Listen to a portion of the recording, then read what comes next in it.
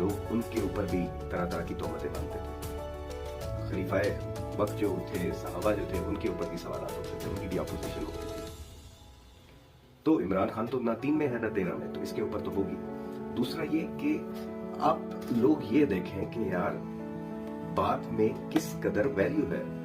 एक इमरान खान के ऊपर ले दे के अगर इनके पास आ रहा है कि यार उसने घड़ी एक ली है तोशाखाना से और उसको बेचा और ये उसका गुनाह है, तो अगर लेट्स अज्यूम कि वो घड़ी जिसकी मालियत थी 8 करोड़ 10 करोड़ रुपए, और एक तरफ दूसरा शख्स है जिसने 12 अरब रुपए का जिसके ऊपर इल्जाम है। 12 अरब का मतलब है 1200 करोड़।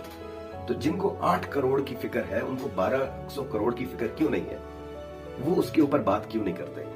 ये है वो मुनाफिकत जिससे हमें एक्सपोज करना है कि आप हमें इस 8 पत्थर के ऊपर नजर डालने को तो कह रहे हो, जो पहाड़ इतना बड़ा है इसको क्यों आप गोल कर जाते हो, इस पर क्यों आप